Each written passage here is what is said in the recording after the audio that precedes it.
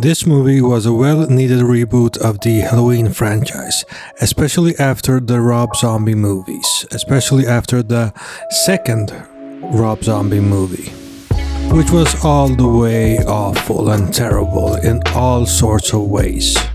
And after those two movies, we didn't really know where the Halloween franchise was going until we got the announcement that Jamie Lee Curtis would be coming back as Laurie Strode. And at the same time, we got the announcement that David Gordon Green would be directing, and he was mainly known for comedies at the time.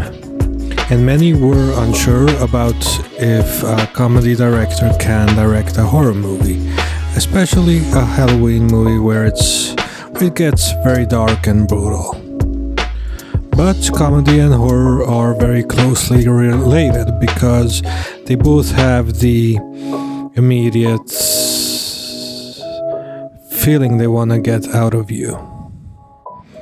Even though it's very different feelings, it's a very similar tactic used. And then we got this movie, Halloween 2018, and it was a good return to form.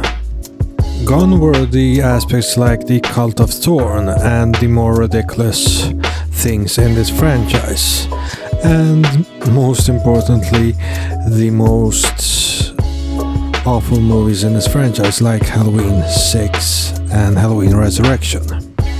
This movie ignored all the movies except for the original, and it created its own timeline. And honestly, that was the best thing to do because you can't really continue on the original timeline because it got too ridiculous by the end of it. And we get Laurie and Michael 40 years after the original events.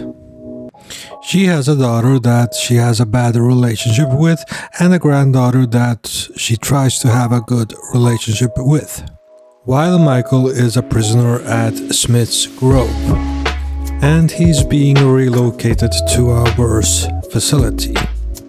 And if you have not seen this movie yet, there will be spoilers in this video. So Michael is at Smith's Grove, and the movie starts that two podcasters visit Smith's Grove to try to get an interview from him or make him say something, because he has not said a word in 40 years. Which is not weird because it's Michael Myers, and in the original movie we also were told that he didn't say a word from that he was a child to an adult. And you can also imagine that they don't really manage to get a word from him, even though they brought his mask that he used in the original killings. And then after this we get the title credits, and it's a very creative title credit because it's a pumpkin that is reinvigorated, that we are now entering a new stage of this franchise, a better stage in this franchise.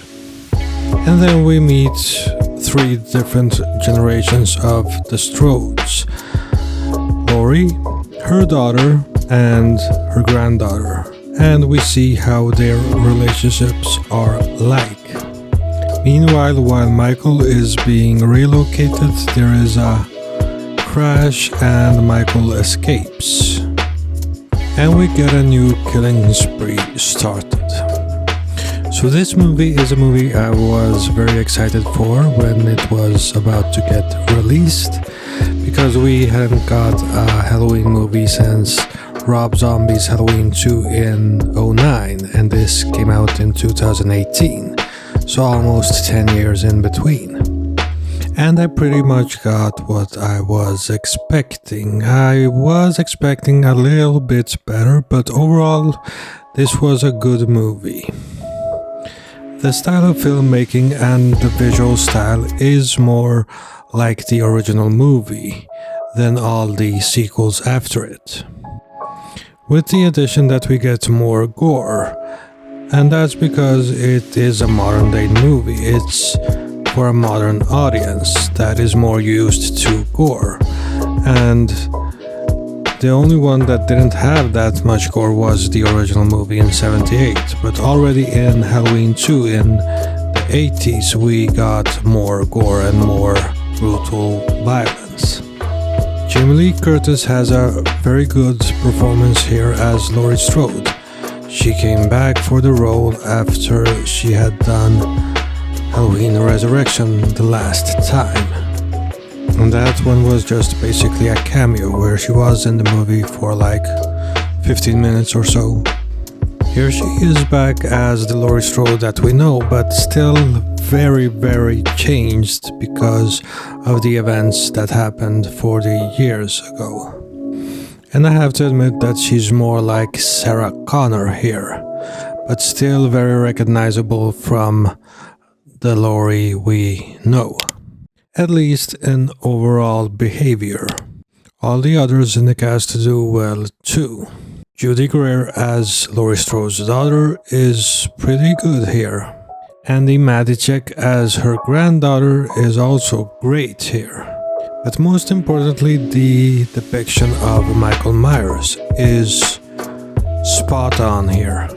He looks and moves like in the original movie, with some additions to his behavior and a bit of physical additions. He's bigger, he's taller, but still slim. He's not as big as Rob Zombie's Michael Myers, but he's tall and still intimidating. The mask is the best looking mask since the original. It's just very aged up here, and they did a very good job with aging the mask. It really looks like the original mask from 78 after 40 years. The kills here are also very effective. One of the kills that stand out is the kill of the podcasters in the beginning of the movie. It takes place at a restroom at a gas station, and Michael attacks them both in there. It's a quite suspenseful kill scene, and it's very methodic, slow. The style of Michael Myers that we are used to from the original movie. And also there's one kill with the psychiatrist that worked with Michael since Dr. Loomis left. He stomps on his head and his head gets crushed like a pumpkin. Overall, this was a very good return to form. It's really the third or second best movie for me. I think the third, because I do have some flaws with the movie too. I think at times the tone of the movie doesn't really mix well. There are times where there are comedic elements in a scene that is supposed to be suspenseful. And that takes away from the scene itself, the suspense of it. Because someone saying something funny or doing something funny while Michael is after them just takes away from the seriousness of the scene, because it's about life and death, and here you are making jokes. The other issue I had was the character of Dr. Sartain. It was very obvious that he's just there to make Laurie and Michael meet again after 40 years. And that's essentially the character's only function in this movie. Yes, they do write him as that he's obsessed with Michael not talking for 40 years and he's trying to make him talk, but the ground function of him is just to make Laurie and Michael meet again. And that, I think, was a waste of a pretty interesting character. If they could have developed his obsession a little bit more, make it more interesting and why he wants him to talk, and maybe make him talk, even though that would upset fans. Or you could have come from the angle that he has something that he found out about Michael. Not his motives, but something interesting, something else than what they did with the character. But all in all, I have to say that this is one of the best movies in the franchise. I'm giving this movie a 7 out of 10. I also want to give a shout out to one of my subscribers, Manning Financial. It was his suggestion that I do a review of this movie, so I want to thank him right here, even though it took a while for me to get around to review this. If you liked this video, please like, share and subscribe. Also, don't forget to smash the bell icon so that you don't miss any of my future videos. This has been Boogeyman Cinema. Thank you for watching.